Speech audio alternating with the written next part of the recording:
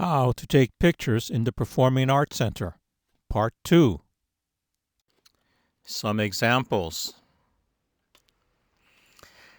Example pictures, orchestra, groups and individuals. So at the bottom we have the whole orchestra. At the top we have individual small groups in the orchestra. So I go in with the longer lens and I pick out smaller pictures. I don't try and crop it out of the big picture. Again, group, jazz group and the individuals, the jazz group in the top and the individuals on the bottom. The individuals are taken separately. Chamber music, same thing. Chamber music has a lot of individuals, so you'll be going down with your long lens. In our case, one of the problems we have is if you look at that top center picture, the curtain is not fully drawn. The curtain is drawn to a point and then left open, so you have that black center portion. That is what is going to mess up your meter a lot. Camera's meter is going to say, "Whoa, too dark. I need more light."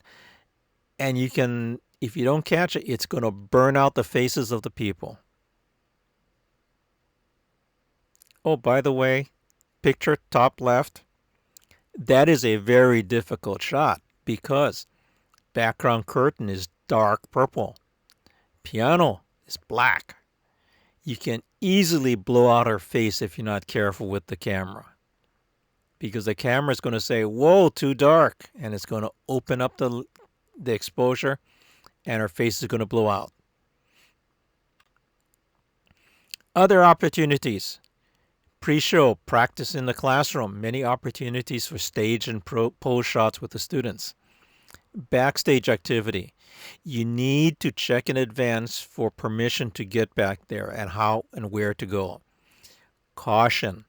Some stage floors echo the footsteps really easily and really badly. On mine, I have to be really careful or you can hear every step you take. Activity, people in the lobbies, before the event, during the intermission, and after the event. Get the performers and the parents.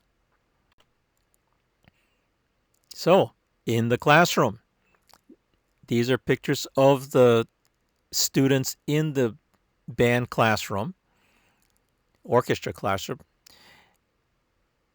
You can make some still lifes if there's, for instance, with the cellos all lined up in a row. Lobby, before and after the event.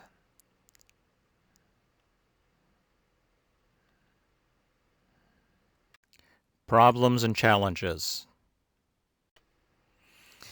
Problems and challenges. Light level. Light level in general is low. You will have to raise the ISO high and or shoot with the 80 to 200 2.8 lens. The size of the stage is darker than the center. Like I said, this is at my school. Your school may be different. You'll see examples of this later. But that is a problem. This exposure is not even across the whole stage. Exposure.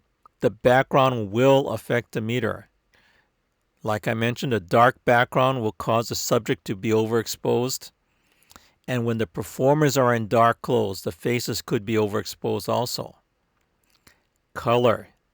Been a problem here in my school.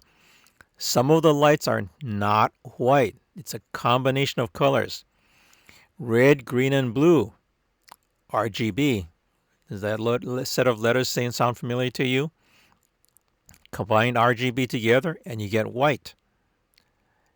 That's the combined colors, but there are places where it doesn't combine well. Different colored lights are used to create color casts, most visible on white clothes. Example.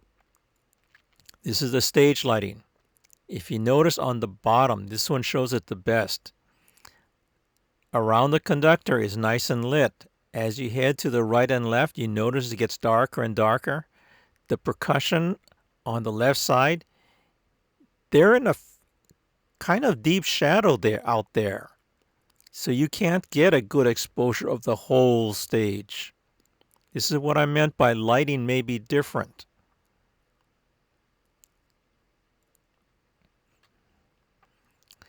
Example of what happened with the camera with that black background.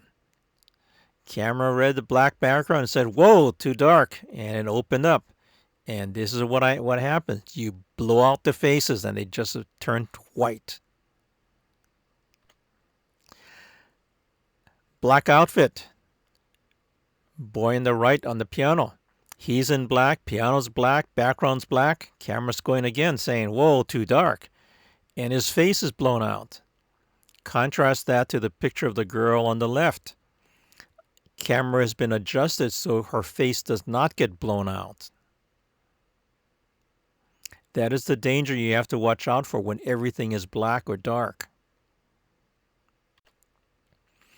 Color cast. Remember what I said about RGB lights? Look at the white shirts. They're not white. Some of them have a magenta cast. If you look on the screen in the top right-hand corner, you will see red, green, and blue peaks. They're from the red, green, and blue lights. When all three lights combine perfectly, it goes white. But when they don't combine perfectly, you get some weird colors. Look at the bottom of the blue peak. There's a band of cyan. You will see that in another picture. This one. Look at the color of the faces of the two students. The one in front is fairly correct. The one in back has a cyan cast. So moving around on different parts of the stage results in different lighting.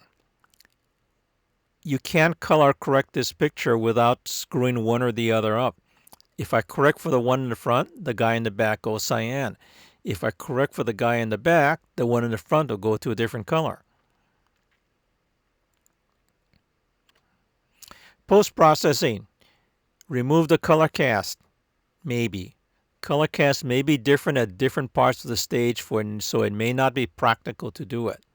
However, you may not want to remove the color cast if that is part of the program. Level and crop the image. Things will get shot and they won't be level, so you're going to have to level it out. Extract groups and individuals. The end. Thank you and good luck.